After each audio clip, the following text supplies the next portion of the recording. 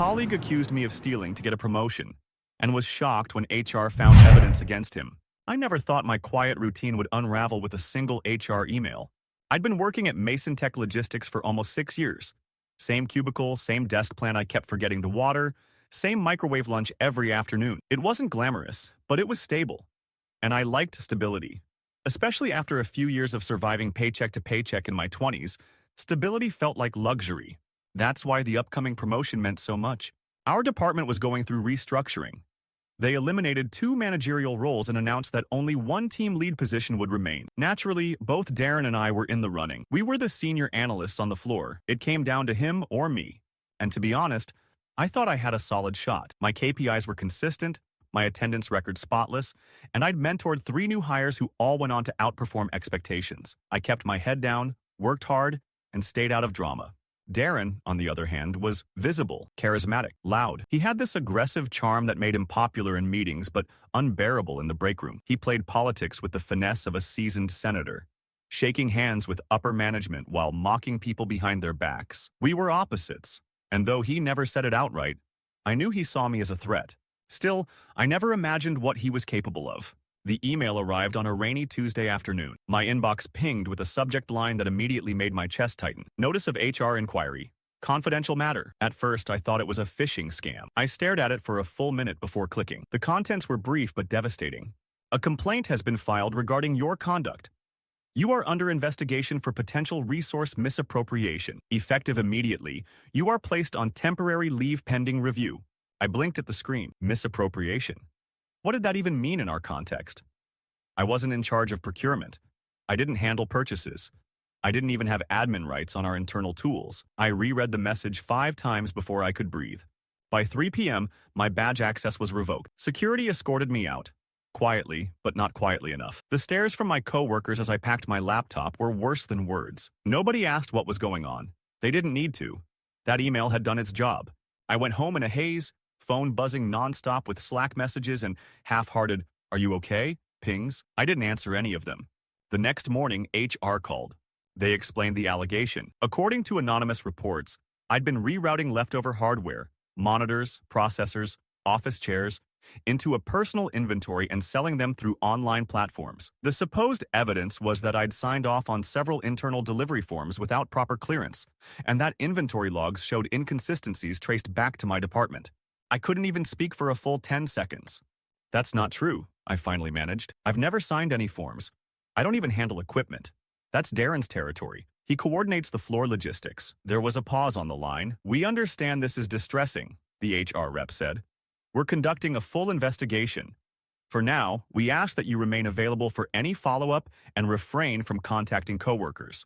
I hung up, and then I sat in my kitchen for hours staring at nothing. What hit the hardest wasn't the accusation. It was how fast everything collapsed. No one had asked for my side. No one defended me. My manager, Elaine, who once praised me as the quiet engine of the team, didn't even text. And then the realization hit me. This wasn't random. Someone had set me up. I began going over the past 2 weeks. I remembered Darren making offhand comments like, "Don't work too hard, Alex. We don't want you taking over the company." And "Careful with those spreadsheets, you might accidentally become a criminal." I'd laughed at the time, thinking it was just him being sarcastic. But now it sounded pointed. I remembered seeing him at my desk once when I'd gone to the bathroom, said he was dropping off a printout for our shared report. At the time, I hadn't thought twice. But now, I wondered. Still, I had no proof. And HR wouldn't believe vague suspicions. I spent the rest of the day scouring through emails and shared drive folders, looking for anything out of place. My login history was clean, no unexpected activity. I hadn't accessed the inventory logs at all. But when I checked our document trail, I found 2 signed forms with my name on them, digital signatures, except I hadn't signed them. I opened the metadata. They were dated at 11:42 p.m. 2 Fridays ago. I don't work late Fridays. I was at my sister's birthday dinner that night. My hands shook as I realized what that meant. Someone had forged my signature, maybe even logged in under my account. But how? Then it hit me. My computer at work. I never shut it down fully. Just locked it. And I hadn't changed my password in months. That's when I remembered something else. Our department's storage room had access logs. You needed a key card to get in, and Darren had bragged once that he was the only one Elaine trusted with the override key. I wasn't just a suspect. I was the perfect fall guy. And whoever set me up had made sure it would all look airtight. But I wasn't going down without a fight. I barely slept that night. My mind kept replaying every moment where I might have slipped up, every time I left my screen unlocked for even a second. Every document I approved, every email I sent. I felt like my entire professional life was crumbling under the weight of someone else's lies. The next morning, I drove to the office building. Not to go in, of course. I wasn't allowed inside. But I waited in the parking lot, far enough back to not raise suspicion. I wanted to see who came in early, who walked with confidence, who acted like they already knew I was out of the way. Darren strolled into the building around 8:15 a.m., coffee in hand, whistling, like nothing in the world was wrong. I watched him, trying to suppress the fire building in my chest. He looked smug. Too smug. He knew he'd pulled something off. I just couldn't prove it yet. But I wasn't entirely alone. There was one person I thought might be able to help me. Jules, our IT systems tech. We'd worked together on a few internal dashboard projects, and a while back I helped him cover a mistake on a client data report that nearly cost him his job. He owed me, even if he never said it out loud. I texted him a cautious message. Hey, Jules. Something serious came up. Need to talk. Can't explain everything here. Can you meet after work? He replied a few minutes later. Sure, 6 p.m. The diner on 9th? It was a risk, but he was the only shot I had. When we met that evening, I told him everything. The fake forms, the suspicious logins, the metadata showing times I wasn't even online. He listened without interrupting, nodding slowly. When I finished, he leaned back in the booth and exhaled. This is messed up, man, he said. You're saying someone faked your activity using your login? I nodded. I think it was Darren. He frowned. Technically, it's possible. We log all access attempts. Who logs in, when, from what IP. If someone logged in as you from another machine, I might be able to trace it. Would HR let you check that? I asked cautiously. He gave me a look. HR wouldn't, but I would. For you. The next 2 days were torture. I was still on forced leave, checking my inbox obsessively, waiting for the next blow. But then Jules messaged me on a secure app we used once for a side project. Found something. I called him immediately. I checked login activity for your account, he said. Someone logged in using your credentials late Friday night from a terminal on the 5th floor. The 5th floor? That's Darren's section. Exactly. And it wasn't your usual IP or device signature. Someone used a dummy profile to boot a workstation and log in remotely. They even tried wiping the system logs afterward, but not well enough. I felt my pulse spike. Can you show me this? I've archived everything. It's not just the login. I found 2 document edits on the inventory server. Files tied to the complaint. Both were accessed under your name, but from the same dummy station. I couldn't believe it. Finally, a crack in the armor. But it still wasn't airtight. It was circumstantial, unless I could connect it directly to Darren. Then Jules dropped the bombshell. There's more, he said. Remember how you mentioned the storage room? I checked the badge access logs. Someone used a master key override to enter it at 11:40 p.m. that Friday. Only 2 people have that override code. Elaine and Darren. My throat tightened. And Elaine was out of town that weekend. She told us at the Friday meeting. Exactly, which leaves one name. This was it. I asked Jules to package all the logs and copies of the keycard access entries. He hesitated. If HR finds out I accessed this without clearance, I could get in real trouble. You could save my career, I said quietly, and expose someone who framed me just to get ahead. He looked at me for a long moment, then nodded. I'll send it all tonight. I barely slept again, but this time for different reasons. The next morning, I emailed HR. I told them I had new evidence that completely reframed the accusations and requested an in-person meeting. They replied almost immediately. We met in a small glass conference room. Present were 2 HR managers and my direct supervisor, Elaine, who looked more tired than I'd ever seen her. I slid the flash drive across the table. What's this? One of the HR managers asked. Proof, I said, that the complaint against me was falsified, that I was framed. They exchanged glances. Elaine's eyes narrowed slightly. One of the HR reps plugged the drive in and began scanning the folders. System access logs, login metadata, digital signature timestamps, and the keycard logs showing Darren's override entry to the storage room the night in question. The room fell silent. Elaine broke it first. This is serious. Did you access this through our IT department? I hesitated. An internal tech helped me. He wanted the truth out. The HR manager leaned forward. If this is legitimate, and from what I'm seeing, it certainly seems to be, this changes everything. We'll have to initiate a formal investigation into Darren's conduct immediately. And the complaint against me? We'll suspend it while we review this evidence. But unofficially, he looked at his colleague, who gave a tight nod. This already paints a very different picture. As I left the room, I didn't feel triumphant. Not yet, but I felt the scales finally beginning to tip. It wasn't over. But Darren had no idea that his perfect setup had just started to fall apart. 2 days passed after I handed over the flash drive, and for the first time since the nightmare started, I wasn't the one under the microscope. I stayed home, mostly staring at the ceiling or pacing, too anxious to do anything useful, but the silence wasn't empty anymore. It was electric. Something was happening behind closed doors, and this time, I wasn't the one being cross-examined. I got a call from Elaine late Thursday afternoon. "Alex," she said, her voice lower than usual, "I want you to know I'm sorry for everything." It caught me off guard. Elaine wasn't one to apologize. She was composed, professional, the kind of manager who said, "Thank you," with a nod, not words. "I reviewed the footage myself," she continued. HR pulled building security video from that Friday. It shows Darren entering the 5th floor terminal room after hours, just as the logs indicated. It's damning. My breath caught in my throat. "So it's confirmed?" "Yes. And it gets worse. He accessed the shared drive under your credentials and uploaded the altered inventory forms to the audit folder where HR pulled the evidence from. He wanted them to find it." I leaned against the wall, hand over my face. I knew Darren had gone low, but to fabricate an entire paper trail? That was cold-blooded. Elaine cleared her throat. "HR wants to meet with you in person tomorrow morning. Officially clear your record. There will be formal apologies." I wasn't sure what to say. After everything, it felt surreal. But Elaine wasn't done. "Darren is suspended pending termination. He doesn't know you brought the evidence. We kept your name out of it.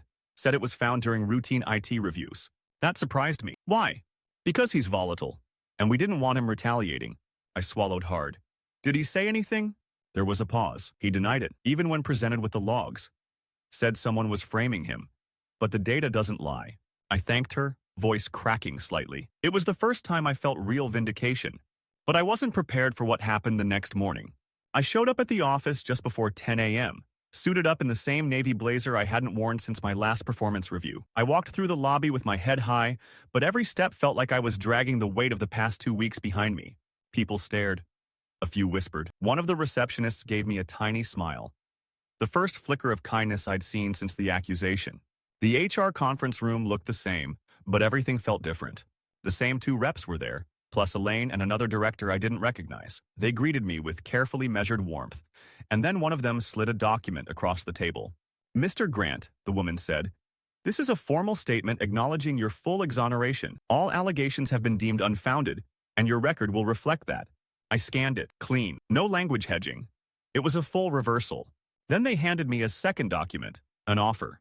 "We'd like to move forward with your promotion," the HR manager said. "Pending your acceptance, of course." My mind reeled. "You're serious?" Elaine nodded. "You earned it.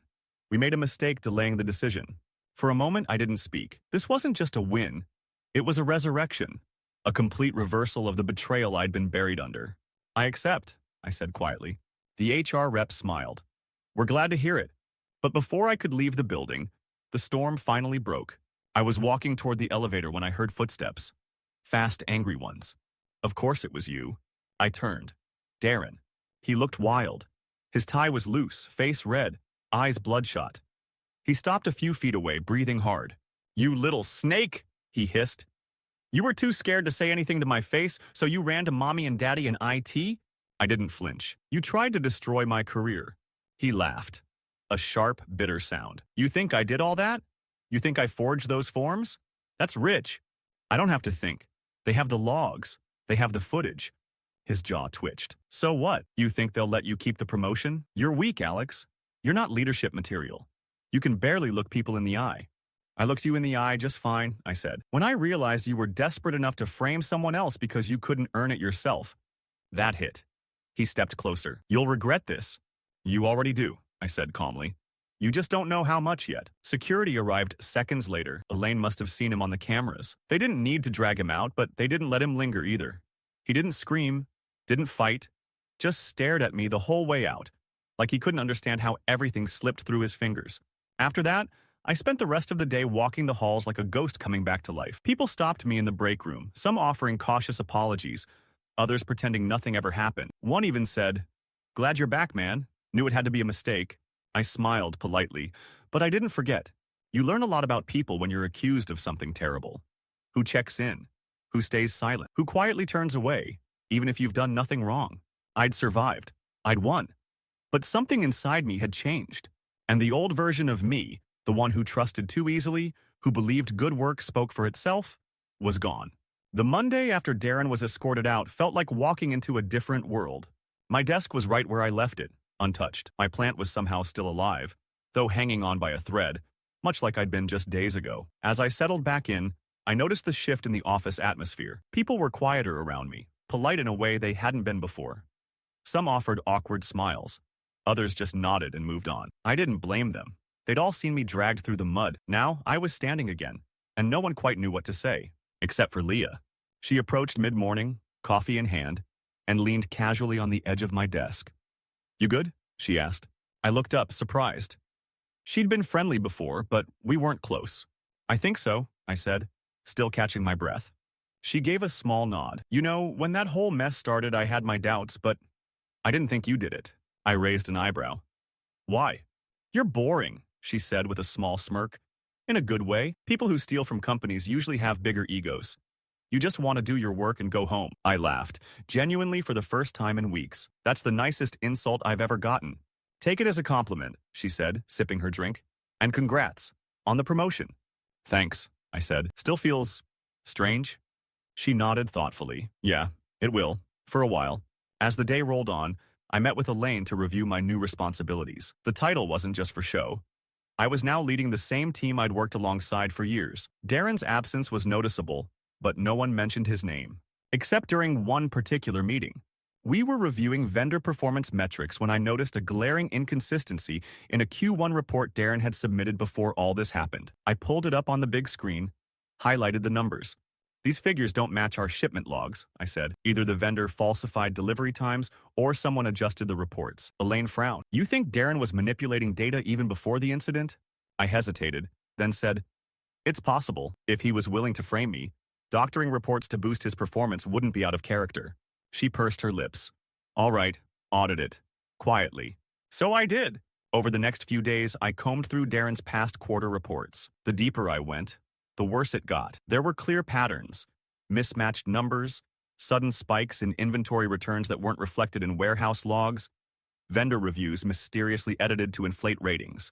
He'd been playing the system for months. It made my stomach turn. Not just because of the deception, but because no one noticed.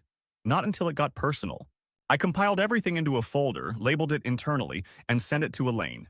An hour later, she called me into her office. "This is bad," she said, scrolling through the files. "If this is all accurate, Darren wasn't just sabotaging you. He was padding his performance from the beginning. What do? We escalate. HR, finance, compliance. This is beyond internal politics now." I nodded, feeling a strange mix of relief and disgust. Darren hadn't just tried to take me down. He'd been manipulating the system from day one. And if HR hadn't gotten greedy for fast results, if they'd done a real review instead of jumping to conclusions, maybe he would have been caught sooner. The next few weeks blurred into a strange new rhythm. I was busier than ever, but it was a different kind of busy. Meetings where my opinion mattered, decisions that carried weight. Some team members were slow to warm up. Others adapted quickly. I learned to speak up more, to assert myself. The scars were still there, but I was learning how to walk with them. Then came the final twist. A confidential memo was circulated to senior staff. Darren was officially terminated, but not just for misconduct.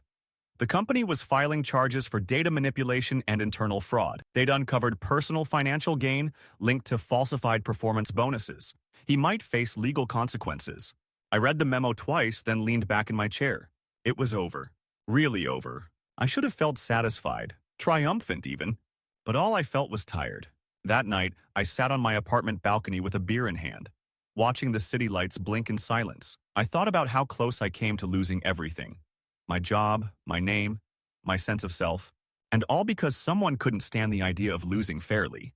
The next morning, I got a call from HR again. They were conducting final interviews related to the investigation and asked if I'd be willing to give a formal statement about everything that happened, from the first accusation to the evidence I submitted. I agreed. The interview lasted almost 2 hours.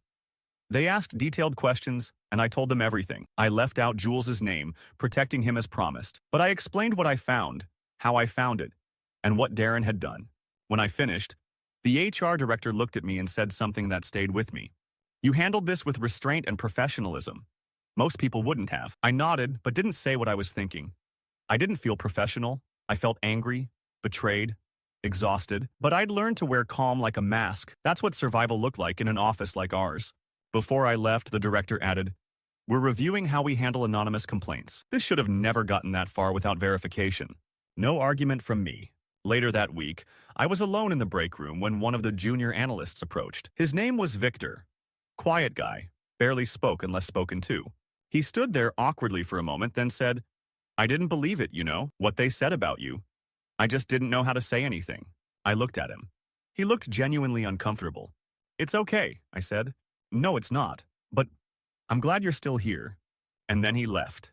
It was the smallest thing, but somehow it meant more than all the meetings, all the promotions, all the apologies. It meant that maybe not everyone turned away. A month after Darren's termination, things began to settle, at least on the surface. My days were packed with project deadlines, performance reviews, and restructuring meetings. I was managing a team that had once considered me a peer, and it brought its own set of awkward transitions. Some people respected me more after everything that happened. Others resented me, or at least avoided me, still unsure of how to act around someone who'd survived a near-career assassination. But for the most part, I kept my head down and did the job. What surprised me most was how little joy I felt about the promotion. There were moments, brief ones, where it hit me that I had finally made it, that my years of quiet, consistent work had paid off, and I was in a position of real influence. But the glow faded quickly, drowned out by the echoes of everything I'd been through to get here. There were still whispers about Darren, of course. Some said he'd lawyered up. Others claimed he moved to another city. One rumor had it that he tried to apply at a competitor and was blacklisted the moment HR saw his name. I didn't care, or at least I told myself I didn't. But I kept waiting for the other shoe to drop, waiting for someone to say it was all a mistake, that I'd been wrong to accuse him, that maybe he'd been framed, or that the evidence I helped uncover wasn't enough, that maybe I'd overstepped. That anxiety sat with me quietly, during meetings and in the back of my mind every time someone knocked on my door. Until one day it finally went quiet. It happened during a department-wide town hall. The head of corporate operations, someone several levels above me, held a Q&A with all team leads present. The topic eventually shifted to ethics and internal accountability, and to my surprise, she brought up a recent case of exemplary internal reporting. She didn't name names, but everyone in the room turned and looked at me. My face flushed. I gave a stiff nod, and for the first time since the nightmare began, I didn't feel like a criminal disguised as a manager. I felt steady. Later that week, I ran into Jules in the parking garage. He grinned when he saw me. "Well, look who's still employed." "You too," I said, smiling. "How much trouble did you get in?" He shrugged. "Technically, none. I kept my access covered. Said I was following up on a system performance ticket." I chuckled. "You're better at this spy stuff than I thought." "Years of working in IT," he said. "You see things people don't realize are visible." I hesitated, then added, "I never got a chance to say it properly. Thank you. You saved me." He shook his head. "Nah, you saved yourself. I just gave you the flashlight." We stood in silence for a moment. Then Jules looked at me and said, "The system's not built to catch guys like Darren. Not until it's too late. You got lucky. And smart. Most don't." "I know. Just keep an eye out. Power changes people. You're a boss now. Someone's already watching how you use it." That stuck with me. The next few weeks passed without drama, which, after everything, almost felt suspicious. But slowly, I started rebuilding. I repaired my relationship with my manager, Elaine. We weren't friends exactly, but we found a way to work together again. I even started mentoring a new hire, Maddie. Sharp, quick-witted, and a little too eager to impress. I saw in her a bit of my younger self. And then one day, I came into the office and found a sealed envelope on my desk. No name, just my title. Inside was a handwritten note. Short, no signature. "Power reveals. Use it better than he did." I stared at it for a long time. Was it a warning? A challenge? A reflection? I never found out who sent it, but I kept it, tucked into the back of my notebook. A quiet reminder of how close I'd come to losing everything, and how easily trust could be shattered. Some days I wondered what Darren would have done if he'd gotten the promotion, how far he would have gone, how many others he might have crushed just to climb one more rung. Other days, I wondered how long it would have taken for anyone to realize he was a fraud if I hadn't fought back. I used to think the system worked if you kept your head down and did your job, if you avoided drama, if you let your results speak for themselves. But now I know better. The system protects the loudest, the most charming, the ones who know how to smile while sticking the knife in, until someone finally says, enough. And sometimes that someone has to be you. 6 months later, the office barely remembered what had happened. There were new hires who never met Darren, who didn't know my name had once been attached to a fraud investigation. To them, I was just Alex, the team lead. I ran meetings, gave feedback, signed off on reports. The scandal that had nearly destroyed me was just a faint ripple, long since absorbed by the ever-moving surface of corporate life. But I remembered, every day. It wasn't that I dwelled on it, at least not anymore, but it lived inside me now, like a scar. Not visible, not throbbing, but there when I flexed certain muscles, when someone closed an office door behind me, when I got a calendar invite from HR, when someone laughed a little too loud near my cubicle and I didn't know if I was the punchline. Still, I had changed. I spoke up more, not just to defend myself, but to defend others. I had learned that silence is its own form of betrayal, that pretending not to see is easier, but always comes at a price. So when Maddie, my new hire, came to me one day pale and nervous, clutching her notepad like a shield, I recognized the look in her eyes. "Can I talk to you?" she asked, barely above a whisper. "Of course," I said, motioning to my office. She hesitated before sitting down, took a breath, then said, "There's something off about the report for Project Linden. I don't think the numbers add up." I frowned. "Whose numbers?" "Connor's. I think he inflated the output. By a lot." I tried asking him about it, and he just laughed and told me to let it go. Connor was another analyst, and one of the louder voices in the room, not unlike Darren in his own way. Charming, flippant, well-liked. Always seemed to know how to keep the right people laughing.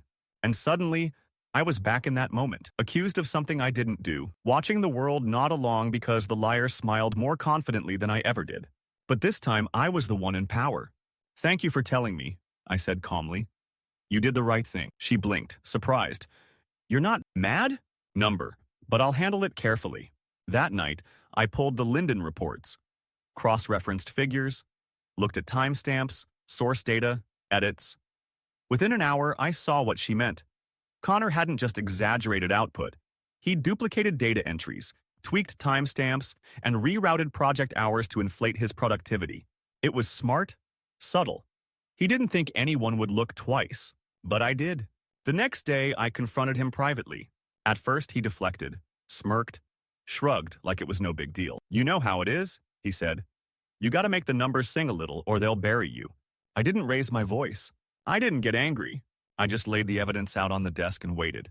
His face changed slowly. Denial gave way to panic. Then came the bargaining. It was just once. Nobody got hurt. We still delivered, right? But I didn't need to argue. I'd lived this playbook already. "I'm reporting this," I said, "to HR and compliance." He paled. "You don't have to. We can fix it." "I am fixing it," I said, "right now."